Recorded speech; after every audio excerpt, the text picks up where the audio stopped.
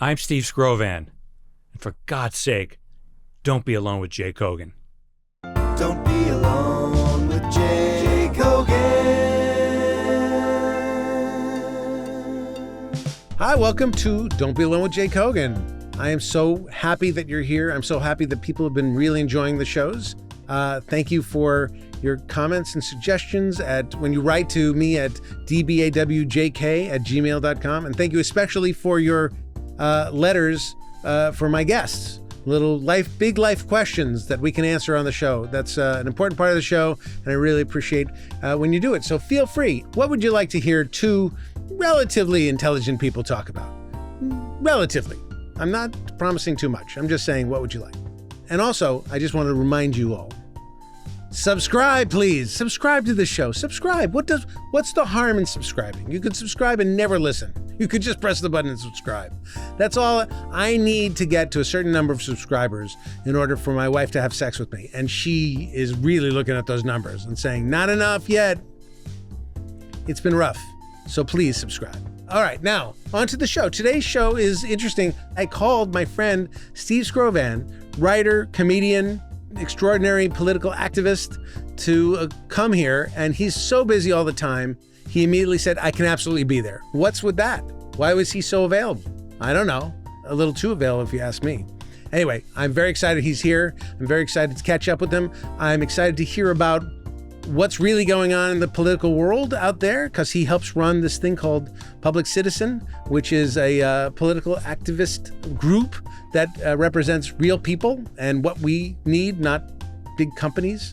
He also works with Ralph Nader and other things. So, he's kind of a lefty, but I guess so am I. So we see eye to eye. We'll talk about that. We'll talk a little bit about show business and many, many other things. And we'll be back with Steve Skovan right after this. Don't be alone with Jake Hogan. I wanted to bring you in, Steve Skovan, because you have an interesting road. You come from steel country. Yeah. And then you get to Yale. Yeah. Yeah. And then Yeah. you get to sitcom writing, yeah. And you're kind of a commie.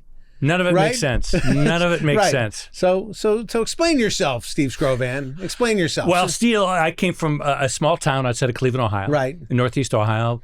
It's a town called Chardon, about 3,000 right. And people. you still live there because you're the kind of guy who would never leave. I live. Huh? No. No, I live in Los Angeles. Oh, Los Angeles. Right. Yes. I forgot about that. That's right. how I got here. Yeah, that's how you got here so fast. Yeah, I've spent more time in Los Angeles than I ever spent in Ohio, actually, now. Are there any differences that you can find between your town in Ohio and a LA? few? Although it's funny because, I'll have some friends talk about, I'm a Hollywood liberal, you know, and I've got a whole rant about Hollywood liberal, but this is especially one friend of mine who's from Iowa, and he came from a tiny town in Iowa. I said, we both came from tiny towns in the Midwest. Right. I'm not a Hollywood liberal. Yeah.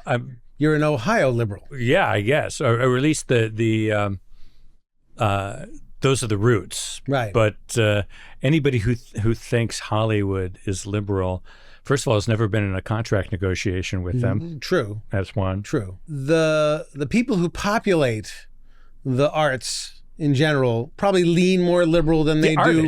The artists themselves. who are the kind of the face of it. Yeah. But the town itself, the foundation of it, even the is, I mean, if you look at the shows that are on, especially broadcast television, even streaming, whatever, it's all glorifying law enforcement, glorifying SEAL Team 6, intelligence agencies. It's all that very conservative sort of is that conservative? Programming. To like cops and robber shows is conservative? To glorify the cops and the intelligence agency. We just recently saw two bad movies. One was called The Union. It was on Netflix, actually. And another one was, actually, the other one wasn't so bad. It was called The Retirement Plan with Nicolas Cage. And both of them, The Union was about a blue-collar CIA. Right. That's how they were different. It was Mark Wahlberg and J.K. Simmons and Halle Berry, and who's from Cleveland. the retirement plan was Nicolas Cage plays this guy who's an old CIA agent who's just can kick everybody's ass. And the assumption, and what they even say in these things, is that these people behind the scenes have been saving us all the time. And if you look into the history of any of these intelligence agencies, the CIA, they have done nothing but fuck things up. Right, but I mean, that's not liberal. That's not. I know, but it's entertainment. It's sort of like, okay, the cops and robbers, the good guys and bad guys is storytelling. Right. But the narrative that is inculcated in us is that these are inherently good institutions who are assassinating people behind the scenes to keep us all safe. Right. And it is done. I mean, Eisenhower, even in the 50s, when he talked about the CIA, called it, he said, "You've given me a legacy of ashes." And that's the CIA was only about 15 years old at that time. I mean, you're a Hollywood writer. Yeah. Who are the good guys? Well, it's harder because, I do this podcast with Ralph Nader and I'm on the board of Public Citizen. Right. And I get more excited about meeting the people who've saved lives, literally saved lives, and were real heroes. I mean, I have nothing against, obviously in Los Angeles today, our first responders, our firefighters, even the cops in that function were heroic. I'll give them that. But to me, the real heroic people, and this was a revelation that I had about 20 years ago, were these people who are unsung underneath, behind the scenes, who are keeping us safe and keeping us safe through health, keeping us environment, all of these things. Right. But it's just not very dramatic. You should read my pilot, The Bureaucrats. It's fantastic. It's just one exciting thing after another. It should be called The Advocates. It's not bureaucratic necessarily as much as it's advocacy. Right. And and those to me are the heroes. And the reason, actually, it segues into, we're talking about doing this radio show with Ralph Nader. The reason I got involved with him is because I did a documentary about him called An Unreasonable Man. Yes, you did. It's a very good documentary. And thank you. And, got shortlisted for Oscar consideration and went to the Sundance Film Festival and all of that. And this is where I kind of found, there's this whole layer of people who are just working tirelessly, unsung, to keep us together, right, as a community, as a just as a commonweal. It was from that I just lost my train of thought. Well, we're talking about the discovering who the real good guys are. Well, the reason that started was because I was going to do a sitcom. Okay. About because my friend Henriette Mentel had worked for Ralph in the late 70s, early 80s, and she would tell me stories. We'd be hanging out at Catch Rising Star in New York. That's where I did stand up. You comics said a Catch. I'm going to go to Catch. We'd go to Catch. That's what we called it, Catch. In the bar, she'd tell me stories about working for Ralph. And I knew, I'm old enough that I knew who Ralph was and everything. But I had no idea of all that he had accomplished. And even back then, this was like 15 years before I became a writer, I said, that'd be a good setting for a show. So you flash forward 15 years, I'm in the middle of the run of Everybody Loves Raymond, and we get a development deal, a group of us. And they ask me for an idea, and I give them an idea, and they don't like it. Right. And I don't want to tell them I don't have another idea. Sure, that's the good idea. That's the one good idea. That was the one. And I happened to run into Henriette, who I hadn't seen in years. And I said, I was always kind of, I guess in the back of my mind, I said, have you ever done anything with your Ralph experience? And she started introducing me to people she had worked with, and I was collecting stories. And I went as far as getting an outline for a pilot about a public interest office where anybody could come in and out, and some figure like a Ralph-like figure. And it's like Barney Miller, but boring. Like Barney, good. Barney, Right. Okay. Well, it never got to test of that. All right. It was actually the premise I had was about this woman who is a socialite whose husband has just been disappeared for financial improprieties. He's just wandering around looking. Now she needs a job, and she stumbles into this office, and a woman who's never thought about anything like this before in her life is now going to be working for somebody like a consumer advocate like Ralph Nader. It would be good if she was a windshield heiress. And she hates Ralph Nader because he stopped people from flying through windshields. Yes. And therefore, she lost all her money. She lost all her money. Because of the seatbelts. Because of seatbelts. Yes. and it's and it's this love affair they have. Mm-hmm. But when I ran it sort of by my Raymond colleagues, who you all know, Phil and Lou and Tucker, and they were asking me questions I didn't know the answer to because it was all still secondhand for me. So I told Henriette, let's go to Washington this next hiatus, and I'll be able to just see the office and absorb the, and she set up all these meetings for me to meet in person, all these people I just talked to on the phone. And that's what we did. And as I'm talking to them, I had been reading about Ralph more, researching him more, and more, the more I read, the more I was amazed at all he had accomplished. Yeah, he's an incredible person. And the most incredible thing about Ralph Nader is he's for real. He's not a hypocrite. He's as straight-laced. He only cares about the health and safety of people and stopping corporate greed from killing people. Yeah, it's what you see is what you get. It's not an act. And I was amazed at how much he had done. And then at this time, this is like 2003. This is in the wake of the 2000 election, where he was being scapegoated for Al Gore losing, which is now what the Democrats do every time they lose. They find somebody to scapegoat. And he was just one of the first. Who's the scapegoat this time? Harris or Biden? They've had trouble scapegoating this time. Usually now it's usually a third party. It's usually like Jill Stein or they're scapegoating like black men and Latino men now. This is good call, the Democratic Party. That's what they're doing. Yeah, which is ridiculous when you look at the numbers. But he was really excoriated, and the reason he was excoriated is because his ideas were popular, and it's basically the Bernie Sanders program. So I'm talking to these people in Washington, and you talk sitcom, and inside the Beltway doesn't really compute. No, they don't do that. But then, because I'd been doing all this reading, I said, what about a documentary? And their eyes lit up, because they knew this story hadn't been told. And here I was in a position through Henriette to have access to all of the people who knew Ralph and had worked with him. And I put the sitcom idea in my pocket and started working on the documentary, and that's what we did. Good call, because it's a great documentary. Thank you. And I'm not sure that it would have been the best of all sitcoms. We don't know. We don't know. And I don't know. And it probably, I haven't pulled it out of my pocket yet, so you're probably right. I just haven't been inspired to take that up again. But that's who I consider the heroes. Public Citizens, great group.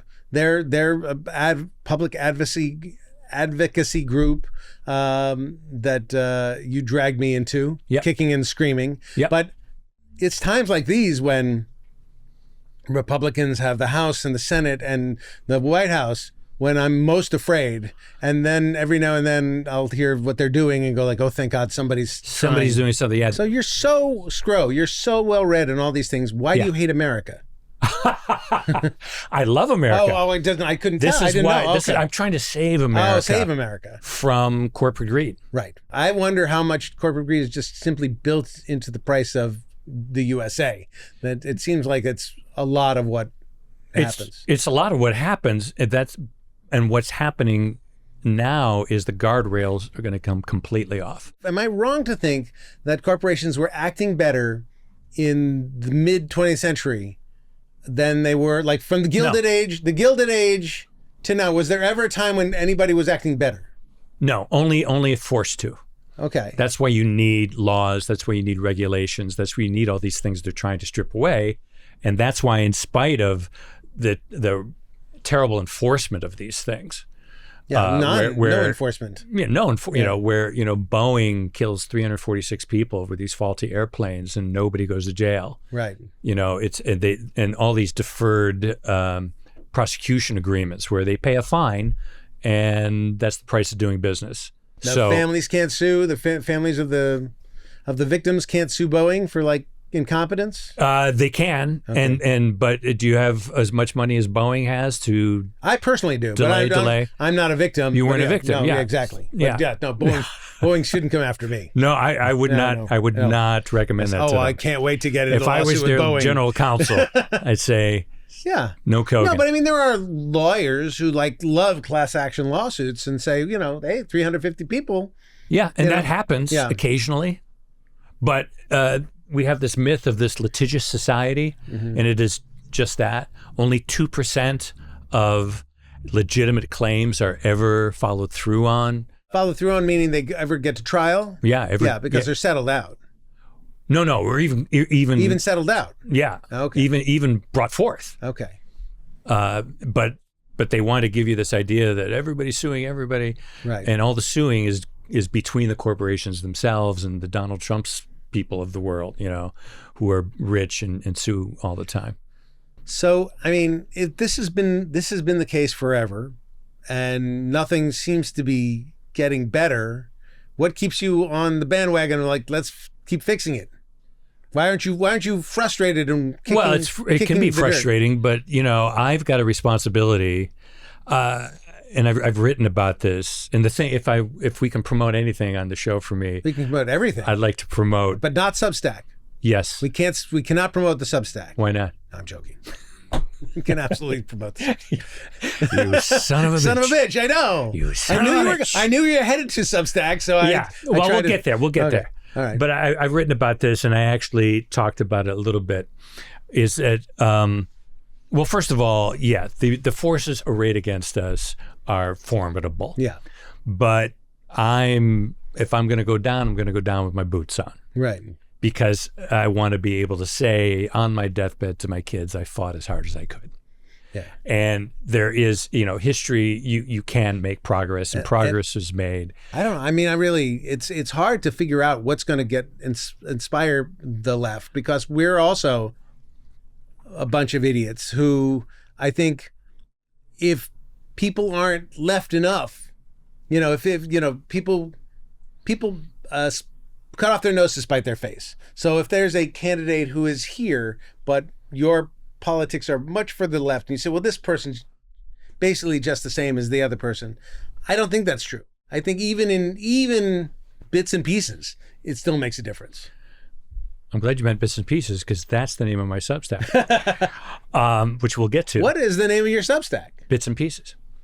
But the right does that too. They have their own purity tests too. Where can I find this Substack? You can go to steveskrovan.substack.com. Right. It's called Bits and Pieces. Right. And what it is basically every month I put out a story or an essay that's funny. Right. Not humorous, Jay. It's actually funny. It's funny, yeah. And I do an audio version too. You do? I do an audio version. I have not heard the audio version. I've read the written version. Well, you can click right at the top of the page. This is audio voiceover. Boom, click on Such that. an idiot. I've been wasting all this time Reading. with my precious eyes, reading the words. Yes. I when could have been be hearing you. sitting in the car. Okay, I had no idea. Yeah, and I've been doing it for a couple of years, and it's fantastic. It's the last one I did. I'm putting out a new one in a few days. I do it right at usually around the first week of the month. Last one I did was about my experience working with George Lucas at Skywalker Ranch in 1995, exactly 30 years ago. Wow. It wasn't on any Indiana Jones project or Star Wars, but it was for his educational foundation. But you were very close to getting Chewbacca. You were like 2 auditions away. I was, yeah. The costume, I wasn't tall enough. Right. All right. But the George Lucas Educational Foundation, yes? Yeah, that was, he wanted to do a script, you have to read, it's called Skywalker. It's in 3 parts. Mm-hmm. And, but I do that. I'll write about a lot about writing. I'll write about some of my adventures writing episodes of television. Mm-hmm. Am I written in any of those? You were actually name checked, Yes. I think, in the George Lucas one. Well, you name checked me and Phil. In You one. and Phil and Larry Yes, David right. as great showrunners and leaders. I knew that. I was just trying to build myself up by making you say it. Yeah, but I talked about because George Lucas very tolerated my my dissents in this one story point, and you tolerated many of my dissents. I mean, that's the creative process. The creative process isn't gathering people together to just listen to me talk. It's to get other people's input and points of view. And you'd be surprised how that. Well, you've been in rooms that Yeah. The good ones and the bad ones. Yeah. You know? I mean, the bad ones can be bad for many reasons, and the good ones can be good for many reasons. Yeah. Like sometimes you can write really terrible things, and then the performers are so good, they make everything better. And sometimes the reverse is true, and sometimes there's a showrunner there who is very consistently cares about quality, but he's just such a jerk that he makes your life and everybody else's life miserable. Well, that's a bad room too. To me, if you get the showrunner and the star. Yes. And if either one of those people is an asshole, right, you're going to have a bad time. You can have a great showrunner, terrible star. Right. Great star, terrible showrunner. Yeah. You're going to be, if you get both, and I've been lucky to have that on a number of occasions, including working with you. That was that the shows that I was a star of, or the shows that I helped show? You were only a showrunner.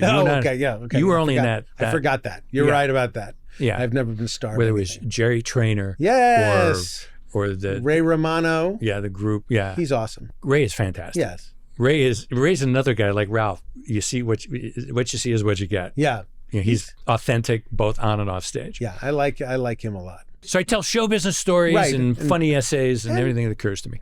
You're one of the great comedy writers of all time. I loved, people may or may not know this, that you craft a story. You love to craft a story, and you take great pride in crafting a good story from the beginning to end. And you're not afraid of ripping it all down and starting again and crafting a better story. Yeah, that's a kind of stick-to-itiveness, nose to the grindstone that a lot of people don't have. Well, it's also also made my life miserable. but it's also when you're writing in television, you get.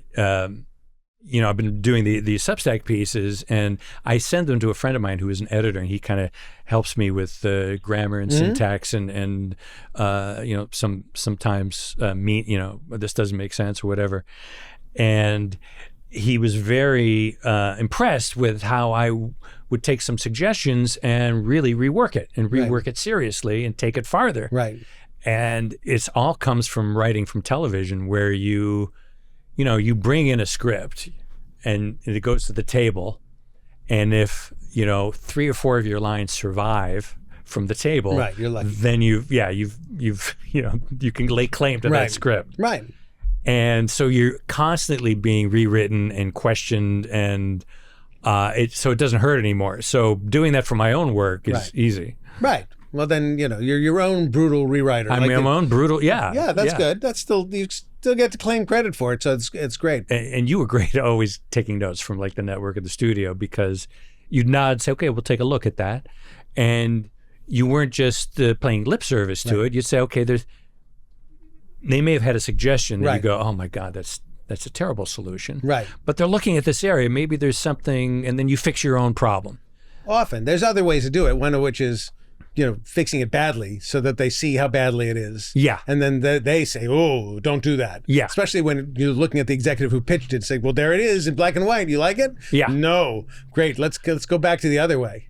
But I always tell people the story about you on Wendell and Vinnie, which was our show in Nickelodeon, when you dealt with, they wanted to fire a cast member. Right. And Jay did this jujitsu that I've never seen before or since. You call it jujitsu, I call it cowardice. Like it's like they said, replace the female star, and I went like, okay, and then tried to find a female star that would work as good as somebody who would work with Jerry Trainer, who's super funny and very interesting, and she had her own qualities that I thought were really good and very complimentary. And I thought, okay, well, all right, let's try. Yeah. And then we tried, and there was nobody that they were bringing in front of us that were even close to the girl they fired. Yeah. And I kept calling the girl they fired and saying, don't take another job because this is not settled, and I have a strong feeling you could very well be back very soon. Yeah. And we did eventually convince the network, after they actually hired somebody who was just as saucy and spicy as Jerry, to be his match, which didn't work. Bad chemistry. Well, what didn't work is that Jerry is like, 6'2" or 3. Right. And the woman you hired was like 5 feet tall. Yeah. And so it looked very pedophile. It didn't look great. And but also just the actress who was hired to be the replacement was almost identical in tone to the other actress we had in the show, Nicole.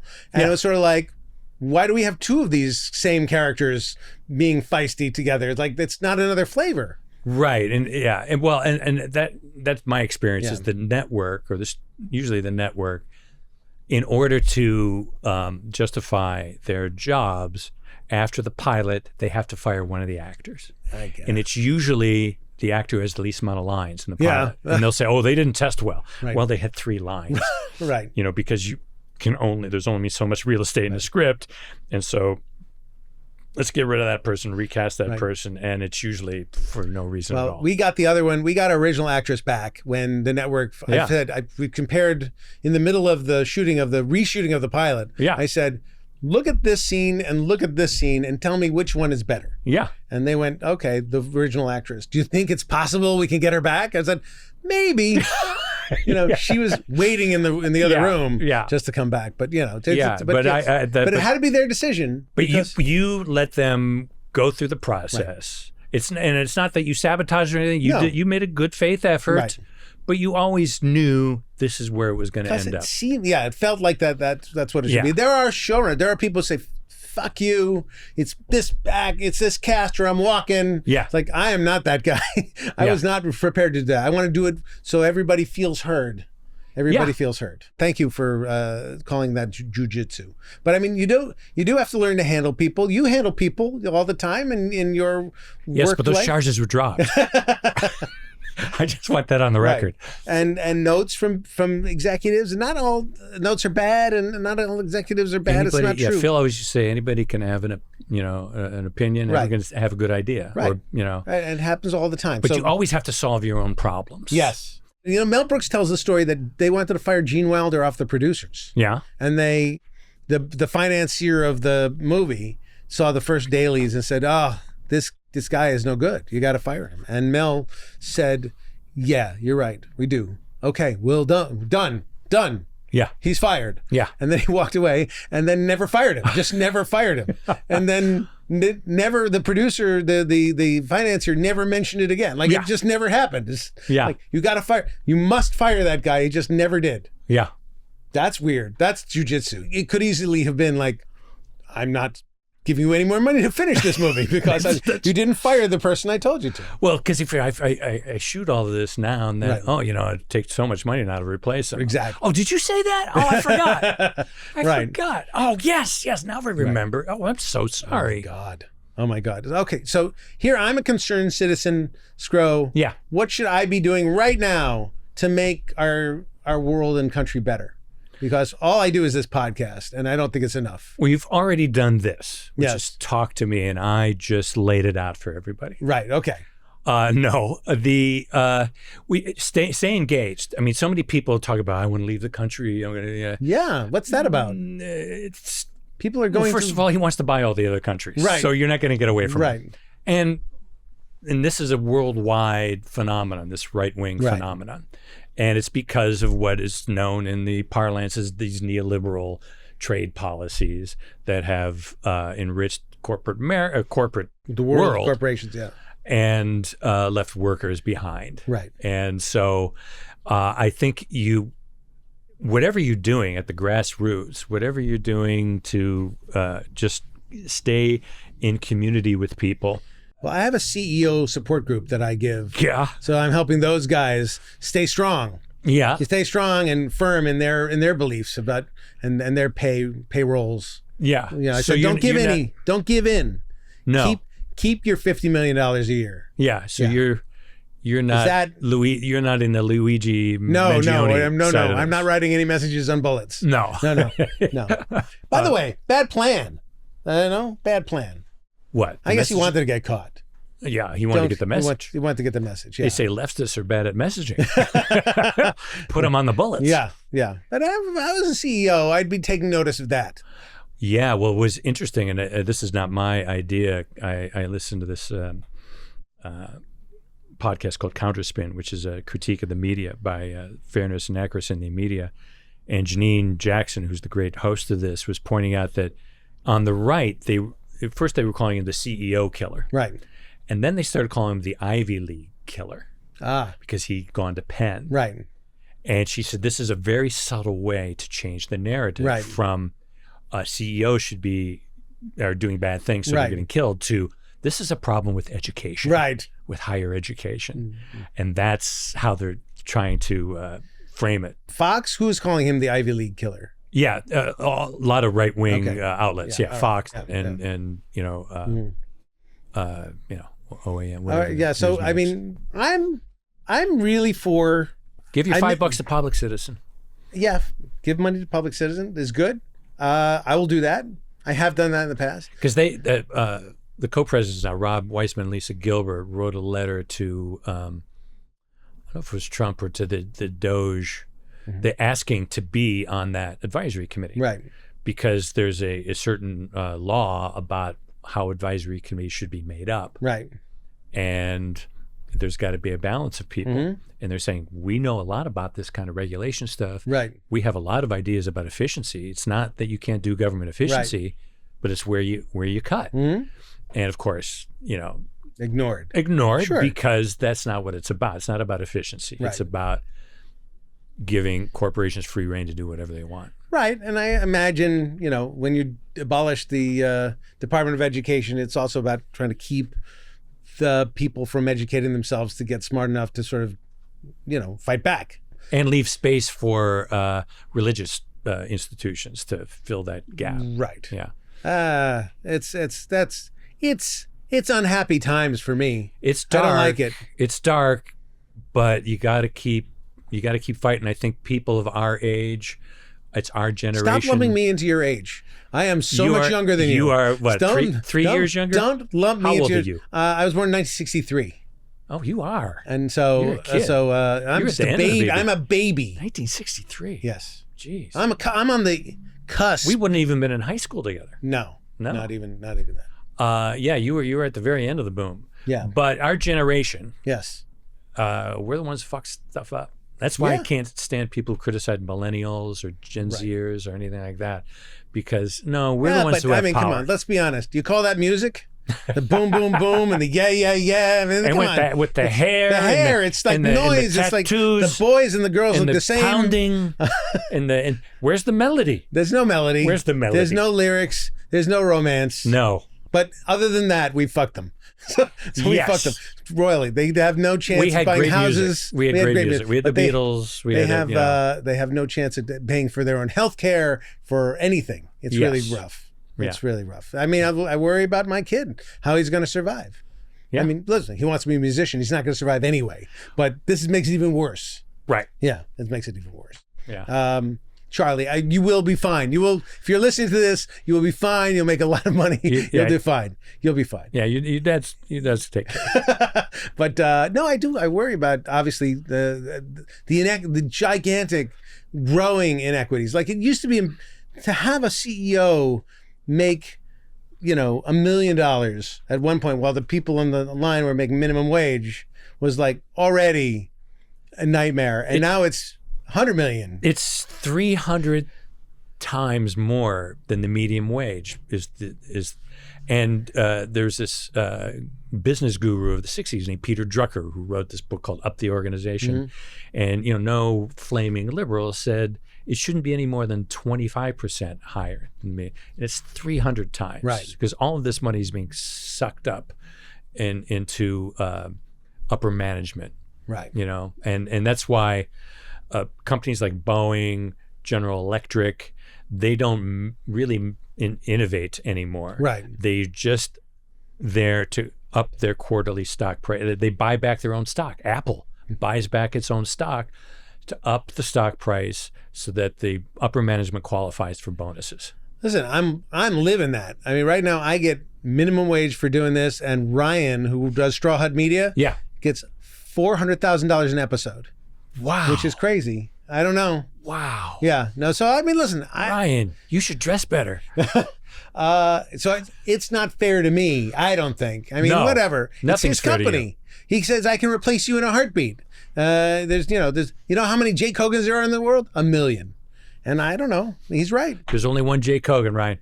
There's only one right. Jake Hogan. But right no, here. it is a weird and stressful time. And then the things that don't matter, like like renaming the Gulf of Mexico or, pretending that he's going to invade Greenland or whatever. All that stuff is just crazy distraction. It's all bullshit salesman stuff. And that's his genius. I will give him that. He is a great salesman. And the quality that makes him a great salesman is utter shamelessness. Yeah, but he's a shit merchant. That's the problem is he's selling a shitty product himself. Right. He's a terrible product, and the people buying it have terrible taste. Like, I don't understand why they're buying the Trump Bibles and the sneakers and the coins and stuff. I don't understand why they don't see this as the strange con that it is. But that's how desperate people are. It's a casino economy. I'm gonna get an NFT. That'll be my nest egg. Okay, but shouldn't we be smart enough to convince them to buy our shit? Like, it's like, what is it about us that we're not doing? Well, it's not about it's about committing to that. It's about committing to those principles and to those policies. I think it was Noam Chomsky who said the key to the control of the populace is to have two parties that are operating on a very narrow policy spectrum. Right. Where certain things can't be talked. I mean, you can't talk about Medicare for all. You don't see that in the media. So it's a very narrow policy spectrum. But the stuff that they argue about, it's vehement. Right. Which is all the palace intrigue. It's all the, corruption arguments. It's all vying for power. Yeah, but I mean, Bernie, Medicare for all is on the lips of people, and certainly now more so. Not in the mainstream media. Yeah. It's not, it's not talked about. No. Yeah. Why should they? Because places like CNN, MSNBC, you look at the commercials, it's all pharmaceutical companies selling their drugs. Because it's all really old people watching those things. And it's really old people watching those things. No young person is watching it, and they're not getting the news from any news source, traditional news source. They're getting news from the social media, which is now completely those guys were sitting with Trump on the dais. Yeah. They're controlling all that stuff. Right. That's why I think people are buying houses in France and in Spain. That they're saying, it's hard to fight that. It's very hard to fight that. Yeah, but I'm not going anywhere. So if anybody wants to rally around that, I'll be here. Well, Skro, we're at the time we usually have question time. It's question time. How do you decide if you have room to add people to your life? How do you decide if room to add people to your life?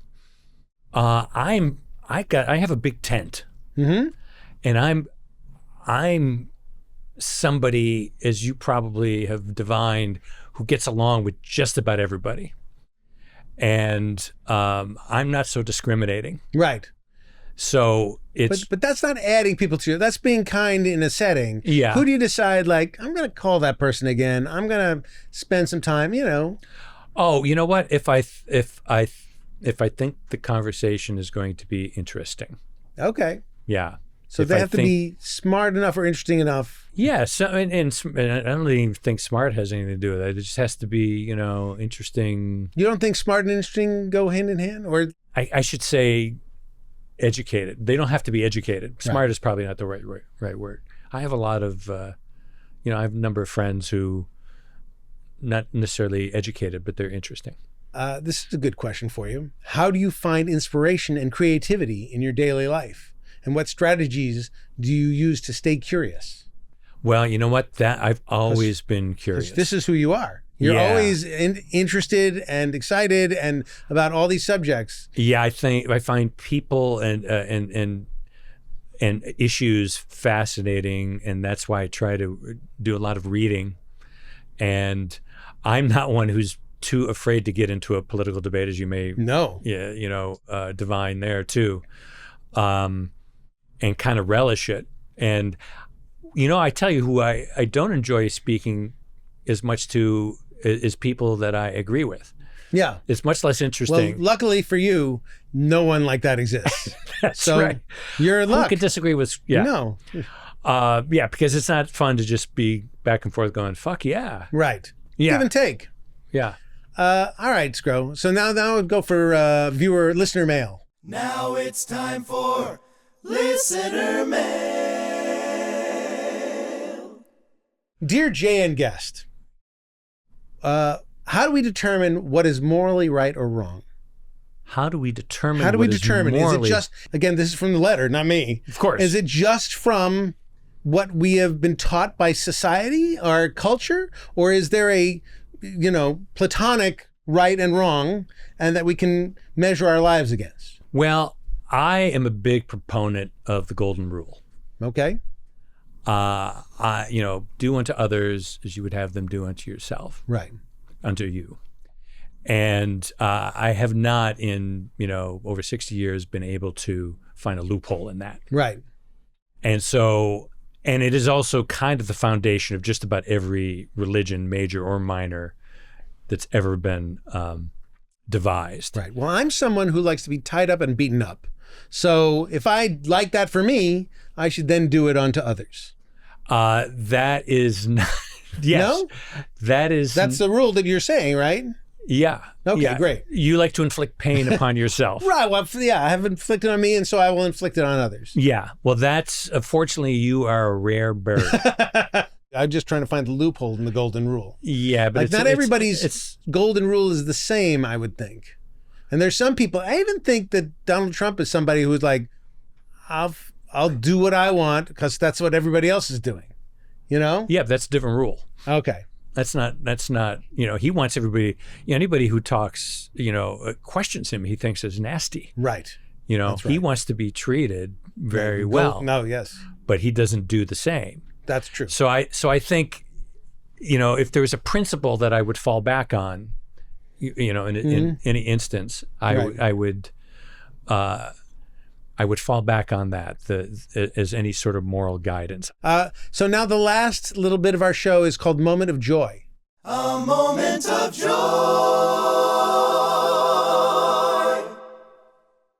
I can tell you,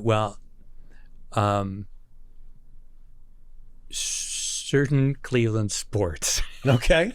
Like the Browns? Not the Browns. No. Okay. That brings just sadness. All right. Well, when the Cleveland Cavaliers won the NBA championship in Right. 2016, I wept. Mm-hmm. And there was so I'm choking up now. Right. There's so much to do with my childhood, of that, the hometown, Right. there's a lot tied up in that. And then the whole LeBron James story coming back home. Right. There's a lot, that gave me joy. And watching the Cleveland Cavaliers storm through the NBA this year, sitting there and watching those guys play, and the way they play and the team work that they play with, right now, if anything in the moment is giving me joy, it's that. Is it the athleticism? Is it something more? It's the athleticism. It's the teamwork. It's all of those things that I grew up as a jock appreciating. Right. And it's but it's also the city identification, the hometown. There's all these things that are associated with it. You think like the Cavs have, I don't know how to say it, absorbed the personality of the town somehow, that they represent the best perhaps of Cleveland? Is that? I don't know if you could say that because, every year a team is different. There's different chemistry on a team.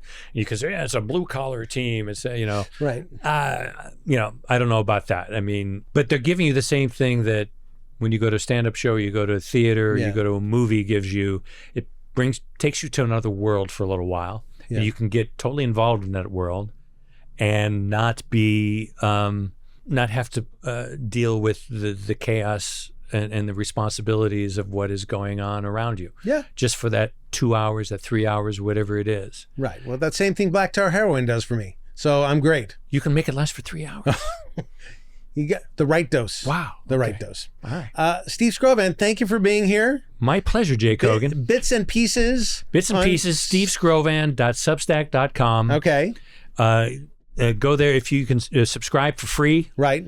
And if you subscribe for free, you'll get it in your inbox every time I publish something, which is only once a month, so it won't jam up your inbox. And the Ralph Nader Radio Show? Ralph Nader Radio Hour is on bunch listener supported, mainly Pacifica stations across the country, but there's also a Substack at ralphnaderradiohour.com. Right. That's once a week. Right. And Public Citizen is a great group where if you donate money, they will actually make your life better because they're concerned about taking care of the actual public. Yes, across all sorts of, whether it's health, right, whether it's economic issues, whether it's lobbying Congress. Right.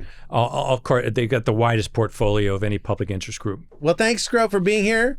Thank you. And thank you for being here, our listeners. If you have any comments, questions, or suggestions, please write to dbawjk@gmail.com. You're supposed to subscribe or like or punch some kind of button on your screen that says this is good to make other people happy and say this is good. And also share it. Share the show with somebody else if you like it. Don't be alone. Sit with a friend. I haven't seen Skrovan for ages. It's fantastic to sit with him. Don't be alone. Sit with a friend, and I'll see you next time. Don't be alone.